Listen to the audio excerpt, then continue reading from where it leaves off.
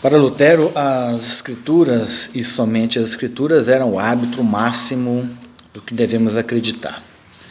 Claro que, como muitas convicções cristãs fundamentais, a doutrina da sola escritura tem sido mal entendida e mal aplicada. Isso é, infelizmente, alguns têm usado somente a Bíblia como justificativa para um tipo de individualismo, eu, Deus e a Bíblia, onde a igreja não tem nenhuma autoridade real e a história da igreja não é considerada ao interpretar e aplicar as escrituras. Assim sendo, muitas igrejas hoje são quase ahistóricas, separadas inteiramente das ricas tradições, credos, confissões da igreja.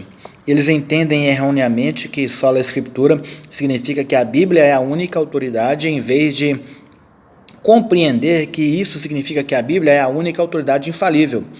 Ironicamente, tal abordagem individualista, na verdade, enfraquece a própria doutrina que a sola escritura pretende proteger. Ao enfatizar a autonomia do crente, fica-se apenas com as conclusões particulares, subjetivas, sobre o que a Bíblia quer dizer. Não é tanto a autoridade das escrituras que é valorizada, mas a autoridade do indivíduo. Isso é perigoso. A Bíblia deve estar acima das suas ideias, daquilo que você coloca como objetivo ou subjetivo na sua vida. A parte da tradição, a qual nós havíamos falado no outro vídeo, ela é importante. O credo dos apóstolos do primeiro século, isso consta também no Didaquê, que é a cartilha de ensinos de Israel, ou dos judeus da época. E um dos credos do batismo, que hoje se tornou uma reza no catolicismo, é: creio em Deus Pai, Todo-Poderoso, Criador do céu e da terra, creio em Jesus Cristo, seu único Filho, nosso Senhor, que foi concebido pelo poder do Espírito Santo, nasceu da Virgem Maria, padeceu sobre Pôncio Pilatos, foi crucificado, morto e sepultado, desceu à mansão dos mortos, ressuscitou ao terceiro dia, subiu ao céu, está assentado à direita de Deus Pai, o Todo-Poderoso, de onde há de vir julgar os vivos e os mortos. Creio no Espírito Santo, creio na Santa Igreja, na remissão dos pecados e na ressurreição da carne. Isso faz parte desse credo. Creio, era um credo de uma confissão batismal do primeiro século. Quando alguém ia ser batizado, Pai, Filho e Espírito Santo, que eram usados no batismo, e isso é bíblico, tá?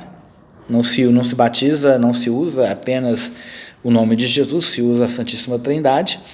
E esse credo, ele começava dizendo: creio exatamente em Deus o Pai, em Deus o Filho e no Deus o Espírito Santo.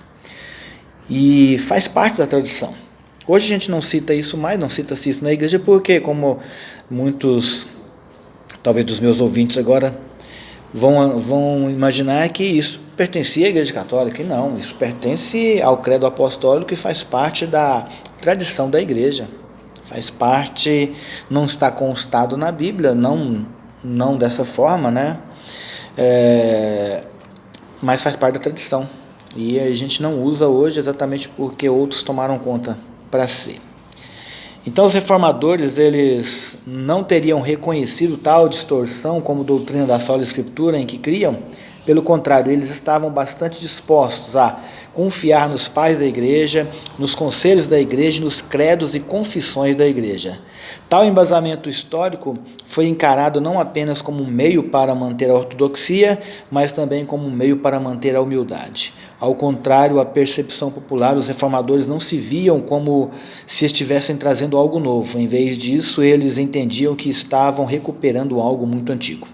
Algo que a igreja tinha acreditado inicialmente, mas que depois havia se torcido e distorcido. Os reformadores não eram inovadores, mas escavadores. Estavam apenas mostrando aquilo que já havia acontecido antes e que as pessoas haviam anteriormente seguido. Uma história, só para nós encerrarmos esse vídeo aqui, a história de Policarpo, bispo de Esmirna, pupilo, discípulo direto do último apóstolo, que é João. Ele foi queimado também um dos primeiros mártires a ser queimado em uma fogueira de inquisição. Caçado, posto à prova a sua fé, ali amarrado a feixes de lenha, colocaram ele para negligenciar a Cristo, para ele se retratar acerca da fé que ele tinha em Jesus. E colocaram para ele, se ele abandonasse aquela fé, se ele abandonasse a Cristo e dizesse que o imperador era Deus, que adorava ao imperador, ele seria poupado da morte. E pelo contrário, é como se ele tivesse dito assim: pode riscar, pode acender o palito de fósforo.